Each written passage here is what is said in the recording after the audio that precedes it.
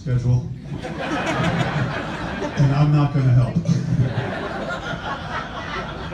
Truthfully, I wrote out a speech about 2 or 3 weeks ago. I ripped it up because it went too long. And I'm not 100% sure there's going to be any shorter. Yesterday when I was sitting in my nephew's volleyball match in Utica, I wrote out some bullet points.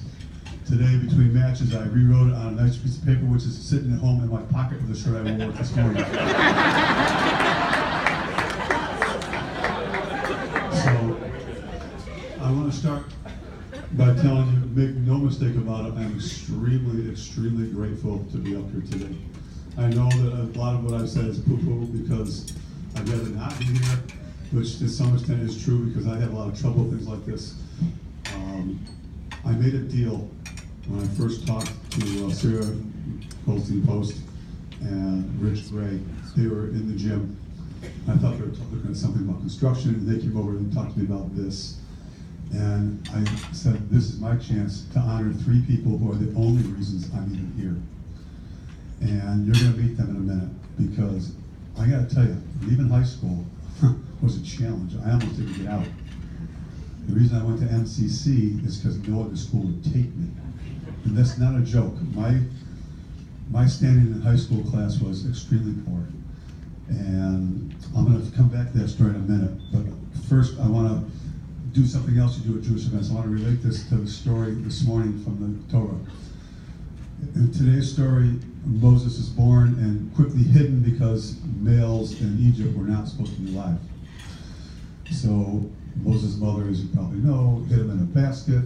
Moses' sister watched over him, just like I had a sister who unfortunately passed away about 13, 14 years ago from ovarian, and she always had my back and was watching over me too. Moses was rescued by Pharaoh's daughter, and I have my personal rescuer, Cal Lathan, sitting at my table over there. We're going to meet up here in a couple of minutes. I'll tell you a little more about that. Moses had a brother, Aaron, and it was his older brother who was always with him. I've got the younger brother who functions like an older brother because he's the more mature one by far, my brother Neil, and you'll hear more about that. And Moses was put in charge because of the foresight of some above force, kind of like what Stan Albert did for me, because Stan's the one that hired me. And I'm going to come back to them very briefly. But first, in addition to my sister, there's a whole table of people who aren't here tonight. Every one of them was in this building. Every one of them was either in a camp, tournament, league, or program of mine, and they're gone. And it's not easy. All of you have people out there that you know in the same category. So while I'm telling you who the people are at my table, you can be thinking of who would be at your table as well. So right now I want to give a tribute to Gabi Springett, Gordon Liederman, Paul Levin, Michael Nozick, Michael Tadelbaum, Aaron Gabay, Jonathan Angelone, Barry Albert, Amy Stein Harvey, Marissa Pogel Sussman, Keegan Haskins, and Cindy Relier. Thank you.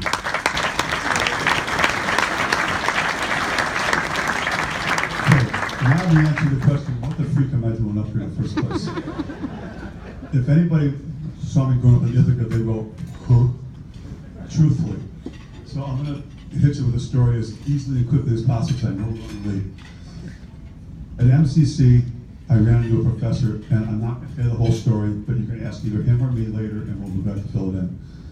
Cal Lathan was the head of the math department. I got to know him through a roundabout way, and he took this out-of-town student home to his family one night for dinner. Dinner wasn't ready. He says, make yourself comfortable. I think he expected me to put my feet up on the couch and pull out the Times Union sports section, and that was the Times Unions back then. When he comes out and sees me on the floor playing with Calvin, Margot, and Kevin, ages 8, 5, and 3, he says something to me that was forever changed my life. He said, you're in the wrong field. I go, what? He goes, you should be in recreation.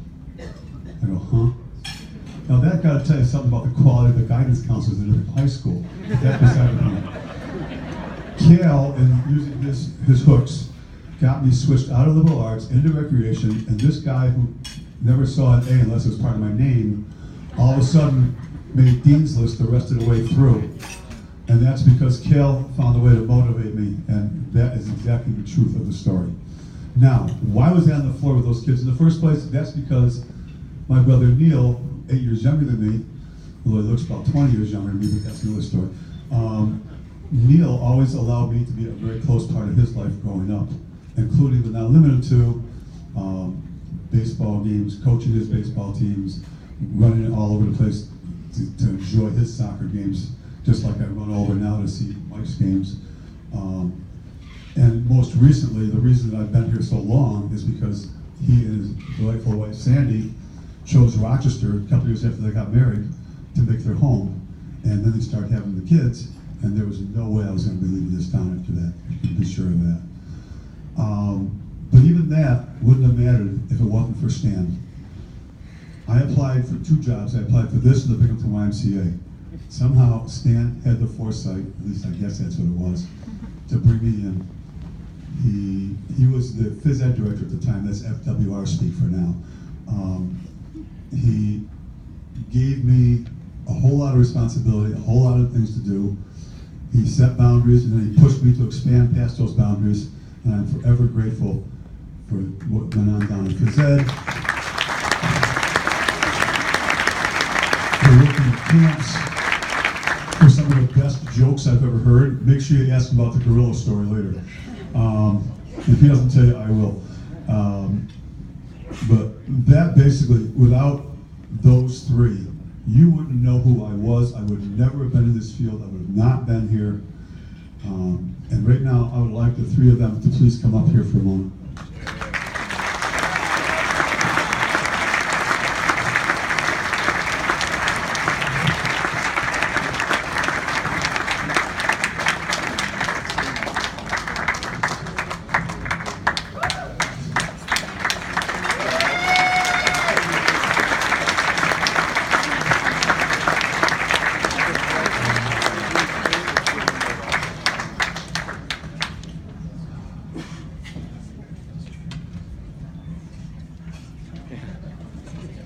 A little memento of this night and of the last 40 plus years for all you've done for me.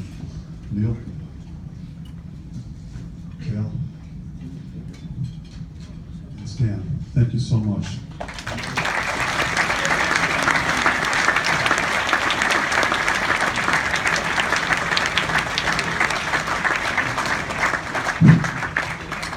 All right, this last part I just thought of a couple days ago.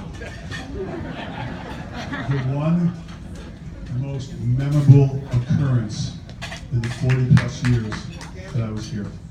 It did not happen in this building, although it did happen under the auspices of the JCC. The year before I started Advanced Remote Travel Camp, which was a blast, I was unit head for Sysol's remote. And I gotta go back to something real quick. I promised Josh I would validate Josh's statement. But if I'm gonna validate that, I gotta validate a story about Seneca Lake too. Do you want me to do both or not? Thank you. That takes care of that problem. Those who want to hear it privately later will hear it privately later. Okay, getting back to the most memorable moment of over 40 years here. It happened 30 years ago, excuse me, 30 years ago this summer.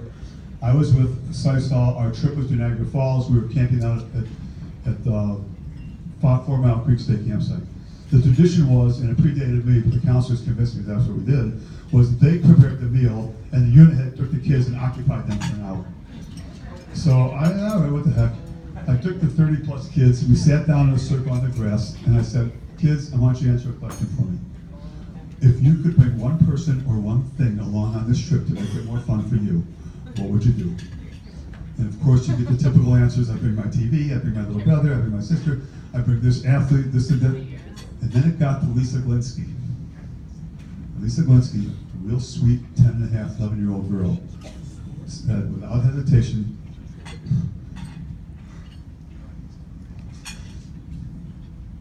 I'd bring Anne Frank because she never got to experience this. Can there be any better memory to have than something like that?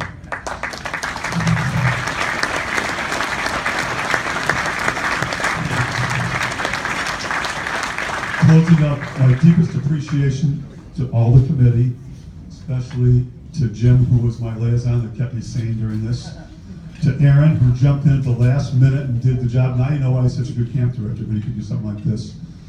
To my friends back there at the Wilkes Center, who I'm so glad you're here. I couldn't do it without you. Now that we're probably half an hour behind schedule, please enjoy the rest of the night, and thank you so much.